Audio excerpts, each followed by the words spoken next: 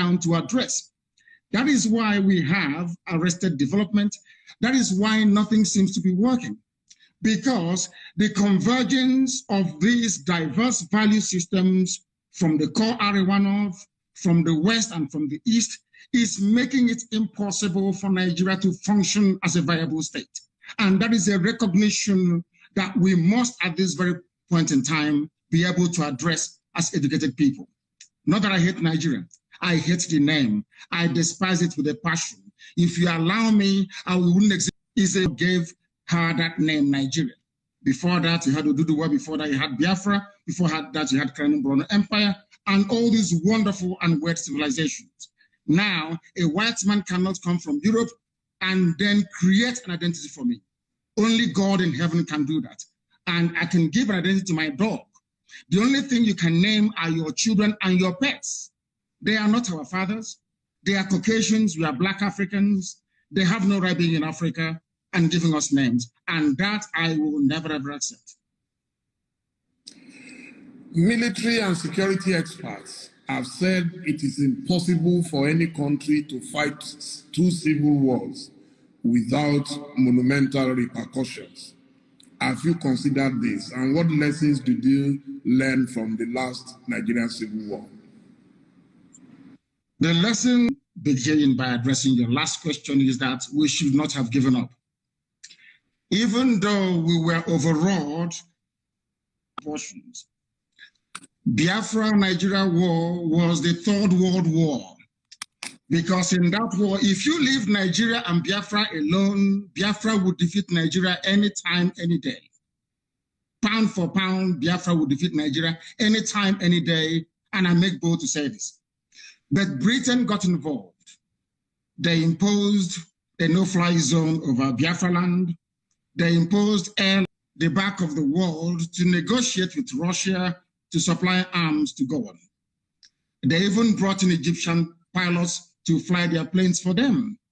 Nigeria has never won any war in its history. Ordinary Boko Haram, they are begging Niger, they are begging Chad, they are begging Cameroon to help them. They've never won any war. Nigeria has never fought any war.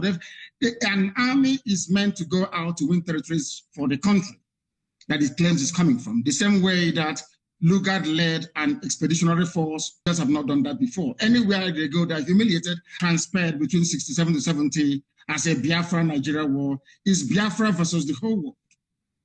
The United States was ambivalent. They never actually, should I say, participated as they should. Britain was there running the whole show. They destroyed Aburi Accord, destroyed the agreement reached between Ojukwu and Gowon. They came back and they instigated a war. That was all they did. There was nothing. I wouldn't see it as a war. And I want to let that tendency to intimidate, that tendency to terrorize, that tendency to subdue, overraw, and then conquer people. It is not going to happen in our time. They will try, but they will fail. The more they focus their attention in the East, the more the terrorists that they themselves bred in the North will overrun them there. They will come again because it's in their nature, and this time around they'll be roundly defeated. Well, I think with due respect to our men and women of armed forces, I believe they are well rated. I visited them in Liberia. I visited them in Sierra Leone. In Liberia, we were controlling 10 out of 15 counties.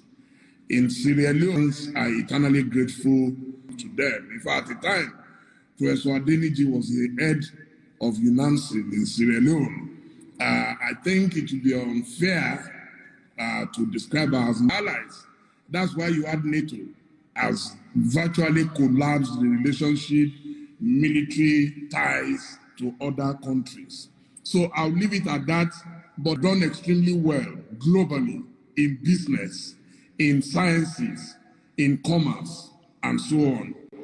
Won't they go the way you want to go? Should be along the line of, had those people been in Nigeria, that would happen for the following reasons. Everybody can become an Alumajiri. That's exactly what I have done. I am not shocked nor surprised that we are recording. Not why is it that we cannot wake up? Why is it that we have not woken up one more as a parliamentarian somewhere in Europe? It will never ever happen, because that is not their orientation. That is not how the living of any progressive society. Why is Nigeria sovereignty and sub-standardization? For the simple reason that people do things based on ethnicity. People want to protect their tribe. Even if they're performing very badly, they want their tribe to become preeminent. And in the process, those men and women who are skilled, and you can see their excellence come to the fore. And that's exactly what has been happening. What we are saying is that once we have Biafra, they will all come back home. And Biafra will quite rightly lack. Africa will keep floundering. And politics is a game of number. And it has been theorized that the domination you complain about has been made possible because of the lack of unity amongst the peoples of North Central, Southeast, South-South, and Southwest. And that if they unite, they will be able to end the perpetual dominance. I will say refer to me as a youth, but I'm not. I'm a very old man. I may look young, but I'm a very old man. Now, the reason why we supported our young people was because for the first time in living memory, we managed to bridge that divide, to bring everybody closer. Are you not surprised when, following what have failed and will continue, boys club that they formed you in this politics of mediocrity that you find in Nigeria? Were you not surprised and shocked that doing? Those of us in the there is now a record. In Katsina State, there are other tribes other than Hausa and Fulani in Katsina. In Bauchi, their language. Underneath, if you scratch the surface, you will begin to see a lot of, they have more ethnic groups in the north than you have in the south. Many more in the north than you have in the south. But over the years, the Fulani oligarchy have managed to, underneath, they have always succeeded in presenting this united front for the north. Anytime we try that in the south, best to divide us, because the north understands, for goodness sake, Nigeria will be a better. They now appoint, or should I say, rig our governors into office. They go to Ohanese, they bribe a few people to go to Afani, they identify. You saw it in full view and in full display on the 20th. People that claim they went to school, people that claim they're senior advocates, people that claim they're enlightened, were the ones that introduced the tribal and ethnic dimension into that very successful protest. And you can see where we are today. Again, they have done it, but of course, they cannot break us. This time around, we just want to let them understand this. The unity between the Igbos and the Yorubas is deeper than End SARS protest. It is far more fundamental than they can. Now, is Biafra your only option, or you are willing to work with others? Everything depends on what the people want. I am a Democrat. I am a Republican by genetic disposition. Anything the people want is what they're going to get. My dream and my mission is Biafra. Let's say during a referendum, people decide we want to be, yes, Biafra is good. We can answer Biafra within a union that comprises of Middle Belt, of Oduduwa and Biafra with a new name. Who am I to say no? I'm a Democrat. What people to pursue to do a republic, I will help the Middle Belt to do the same. But one thing is paramount. Should our people decide at a referendum or place beside to say, we want to maintain a semblance of union with Oduduwa and the Middle Belt, who am I to say no? I am a Democrat and I will go with it. But my primary concern now is the restoration of Biafra. An audio surfaced recently, I think about 2 weeks ago. It was sent to me by a family member, in which we heard your voice, directing your operatives to hit certain targets in Lagos. What led to this in a state that has really embraced the people of Southeast and South extractions. If that was your voice, do you regret the action, and are you willing to apologize for it? It is my voice, but what I said was cut and joined together to suit the very message or narrative that our detractors were, should I say, determined to peddle. If you listen to the whole broadcast that I made, you will find out that that very audio that those people, those charlatans put out there in the public domain is not exactly what I intended. But I have said this before and allow me to repeat. If by making the pronouncement that I made on that very day that I was misunderstood, or that the true intentions of what I was wishing or willing to convey was somehow misconstrued, then I apologize for it. Because I believe that it is very, very important that we understand this. I wouldn't want to do anything, either knowingly or unknowingly, to inflame passions in the West. I wouldn't wish to do anything that would cause my Yoruba brothers and sisters alike to think, should I say, to become jittery about what our true intentions are. You made reference to your operatives. I was addressing Nigerian youths right across Nigeria, not just in Lagos. And given the heat of the moment, people were being massacred. I'm not sure that most of those commentators and apologists for Asorok have had their homes invaded before. When Fela speaks, you can hear the way that Fela speaks all the time about Nigeria Army and Nigeria Police. Why? Because Fela was a witness when his house was invaded, and the mother died as a result of it. There's something happened to me. As a result of Nigeria military invasion of my house, my father is dead, and my mother is dead as well. So when people like us with a first-hand experience of the brutality of a very primitive security architecture in a country as backward as Nigeria, you can then begin to appreciate where we're coming from. If I spoke out of turn, if people who listened to what I said misunderstood the true intentions behind the words that I uttered that night, then I do unreservedly apologize, because nobody can divide the Yorubas and the Igbos anymore. It's not going to happen. They will try, but they will not succeed. That I can assure them. What is of concern to us is that those responsible for the slaughter of those people are held responsible. The same way, I hasten to add that those who are responsible for the murder that we ordered today going on in Obibo will be held accountable.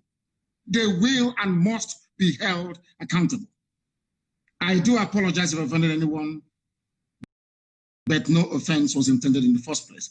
I gave an order to Nigerian youths right across the board to do what they did because the Nigerian state is evil. They believe in killing their own children. They believe in suppressing free speech. They believe in breaking up peaceful assembly with the use of force. That type of men. And they must be taught a lesson, and that was exactly what we did. Okay, let me confess that it was actually that audio that led me to looking for you. You see, I believe that journalists must help their nation to understand some certain people and personalities like yourself. And I want to say at this stage that I'm sending to everyone. He is obeying, he is polished and very erudite. He is a scholar and a conscientious one at that. You know, in Nigeria, you have scholars, people who just study for the sake of it, people who just read for the sake of it. He practicalizes what he understands to be humanity. And that is why I love him, I respect him, and I call him a brother. He epitomizes what any intellectual should aspire to be. You intellectualize, that is very, you must have a human side to yourself. He is de-tribalized, as you well know, and I'm sure that in time to come, he will have a very efforts to start a movement that will bring the Yorubas and the Igbos together and closer. Are you willing to play a major role in that union? Yes, we are doing ours on the ground. You saw the protest on the 1st of October right across the world, Yoruba One Voice and IPOB. So we are doing ours. That was why I categorically stated, and without any, they will thrive, but they will fail. It can't be broken anymore. So I am more than willing and able to serve in whatever capacity that is required of me to make sure that these two great nations pilot the affairs of Black people in Africa going forward. Because without them, Africa is doomed, more or less. Now, I will plead with you to take the next question very softly, because as a Christian, I believe my faith teaches me to render unto Caesar the things that are Caesar's. Best friend, our president and commander. Now, president is a Sudanese man called Jibril. Do you agree that your information might have been wrong? And He is dead and buried in a shallow grave in Saudi Arabia. Aisha Buhari was there. She came back from what they called a lesser Hajj. She was wearing black. She was mourning. If you look at the pictures of northern governors, a minute silence was held at the AU for a late Buhari.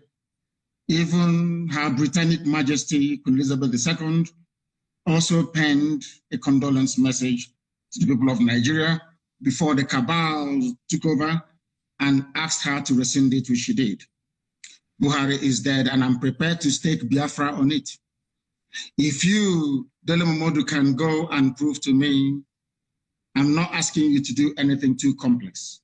If you can go and ask this man you call Buhari, whoever it is in Asarok, to come outside, don't do very much, address a panel of Nigerian youths, maybe 20 of them, and speak Buhari's mother tongue, which is Fulfude.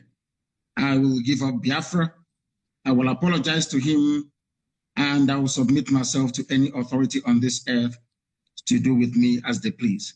There is no Buhari. Jibril was there. Jibril followed Abakari to Cuba and ran away from there and never came back. The man you have now in Asarok is from Niger Republic. His name is Yusuf Abubakar Muhammad. That's his name. Yusuf Abubakar Muhammad. Even Shekau knows who he is personally and was mentioning his name as well. It is not Buhari. The old Buhari that you and I know, the country cannot be burning and he will restrict himself to only 12 minutes of edited broadcast. Impossible. Impossible. Anybody that knows Buhari, even if he's dying, he must speak because he fought in his own understanding to keep Nigeria one. Anything that impacts or threatens the territorial cohesion and integrity of Nigeria, the old Buhari, in fact, he'll be in Lagos. The old Buhari will be in Lagos, I'm telling you. But this little, have you not seen him with his fresh hands of a 35-year-old? He cannot wear this. He cannot wear this. Because if he wears this, his ear will bend because it's rubber, silicone. We know about AI technology. It's deep fake. Please Google it. You're a media man, you must know this. I can replicate this very interview with your face showing us having this conversation. Investigators managed to discover that there was actually a microphone, a loudspeaker on the table. It's everything that they claimed that Buhari was saying was coming from a loudspeaker. From a loudspeaker. Very, very sad indeed. These are the things that the world must understand and come to terms with. That the person you are calling Buhari is not Buhari, and I can stake my life on it.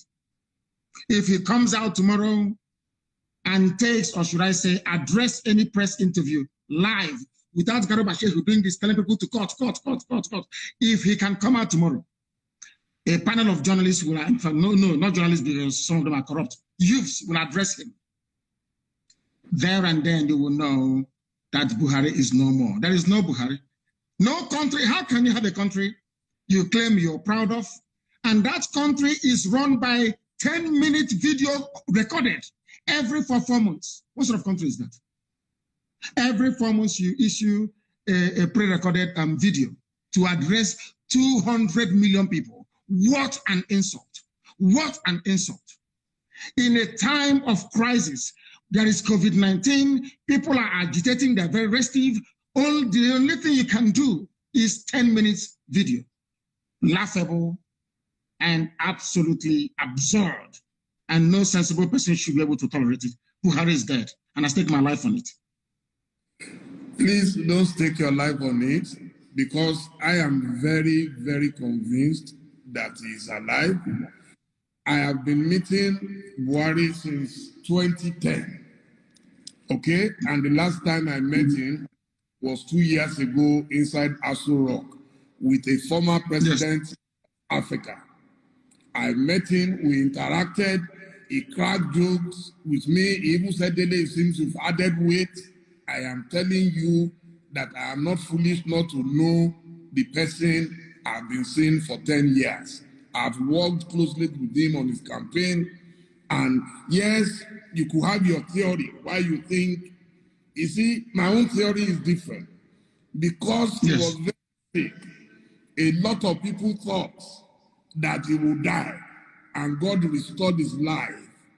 And I think that is why you think he is dead. I am personally convinced that he's alive.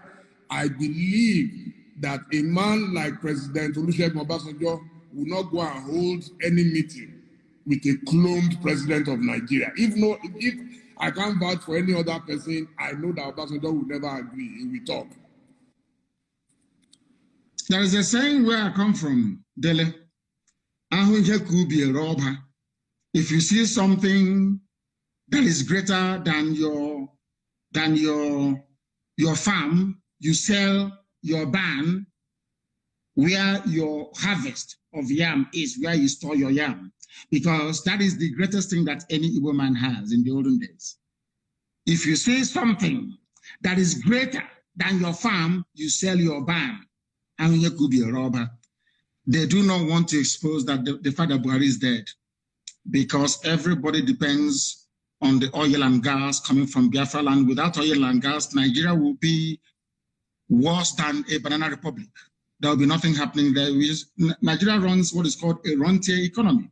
You sell oil and gas to import everything you need, including toothpick, including Indomie and pasta. So what is called the doctrine of stabilization. If you come out and you announce that Buhari is dead, there will be pandemonium everywhere. In fact, the precipitous collapse of Nigeria, it may impact the wider region. That is what the Africa desk at the State Department has been doing for very many years. So if you expose the fact that Buhari is dead, it will cause pandemonium, and there will be regional destabilization, and you will have a whole lot more of foreign terrorist groups to contend with. Now you have 7. Many more will come up. They do not want to turn northern Nigeria into another Yemen, Afghanistan, or Syria, or Somalia, for that matter. That is the only reason why they're keeping quiet, and everybody's hoping that he will make it to 2023 so that Aisha can go with the boyfriend and relax, because Buhari is dead. Absolutely dead and confirmed. Look at the hands of your, I can become a trend. You ever seen that little boy they call Tagwe that used to mimic Buhari, speak the way that Buhari does, crack Buhari jokes? That little boy is an Igbo boy. They've not given him a Fulani girl to marry. You know that little boy called Tagwe, he's a comedian. He mimics Buhari. These things happen. People can mimic Obama.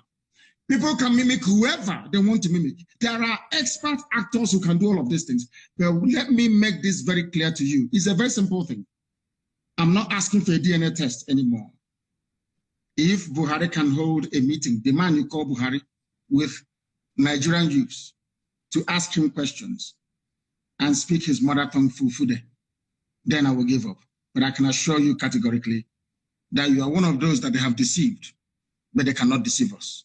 It was a well choreographed, well planned, and executed with military precision. They knew what they were doing because Britain is in charge. Britain is in charge. The same way they took charge of the NSAS protests. You were there, you were watching. When British High Commissioner went to Lagos, did not see the Lagos State Governor, Petso Tinubu. Not up to 48 hours, the army came and started shooting. And now, as they say, the rest is history. The people controlling you are those that created you. The people that made you a Nigerian are those now in charge of your lives. You are not in charge of Nigeria. They are, and are the ones running the show. And maybe next week, you get another 10 minutes video recorded. The old Buhari couldn't have done that. Ask Obasanjo, how many times did you allow them to broadcast a recorded speech in a time of national crisis? How many times Obasanjo will tell you no? Jonathan, the same thing. Only this thing that they put up there. Now, I will ask you to put on your face mask. Put it on. Put on your face mask. Let us see. Do you have one with you? Yeah. Ask them to bring it for you. Put it on. Your ear will not bend. Your ear can never bend. It's impossible because you're a human being. You have cartilage in your ear. But if this ear is made of silicone, as the one that Aisha's boyfriend is wearing, once you put on mask, your ear will bend. Simple. And that is why we have common sense and brain. Keep asking yourself. They took a picture with Jonathan, with everybody, with Yemi Osinbajo. None of them had their ears bent. Only Buhari's ears were bent. Others were wearing the same mask, but only Buhari's ear was bent, meaning that it's made out of rubber, silicone. The person that's not Buhari can never ever be. Please go ahead. Okay, so do you have a map for Biafra? Where will it start from and where will it end? First of all, do you know that if I ask you now, Dele, how many states do you have Igbo people in Nigeria? How many states would you tell me? It's a simple question. You're a journalist. I would say everywhere. No. I mean where they are indigenous to, where they come from. There could be Igbo people in Lagos. They're not from Lagos. They're Igbo people. If I ask you right now, how many states in Nigeria do you think that Igbo people are indigenous to? How many would you say? 5 Southeast states? After all, that is the Igbo territory. Is that what you would say? Yes. I have a surprise for you. It is 13. Igbo people are indigenous to 13 states of Nigeria, 13. As I told you, those who created Nigeria are in charge of Nigeria. And in order to weaken, to diminish, to render irrelevant every aspiration of an Igbo man, Britain decided to advise the Janjaweed Caliphate to keep redrawing the map until we now have only 5 states. Igbo people are in 13 states. And now let me answer your question. The map of Biafra starts from wherever women tie 2-piece wrapper and ends where they stop tying 2-piece wrapper.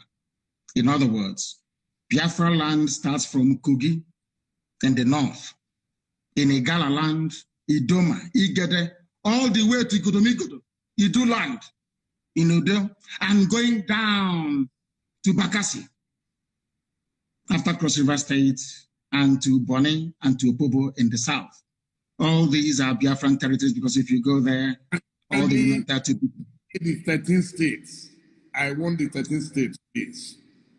You want me to name for you the 13 states that make up? Yes, please.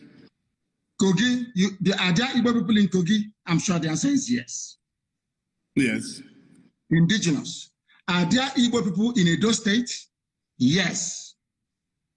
We agree. In Edo State, there are Igbo people. I'm not talking about Tubiaja, which is Ishan. We'll come to that later. I'm even talking about a place called Igbo Akere. Igbo Akere. Are there Igbo people in Delta State? Yes. Are there Igbo people in Benue?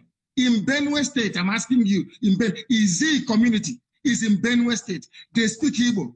The largest market you have in Benue belong to the Igbo communities in Benue State. Are there Igbo people in Cross River? Yes. So Igbo people are in Cross River. Are Igbo people in Akwa Ibom? Yes, E2 is in Akwa Ibom. There are Igbo people there. Are there Igbo people in River State?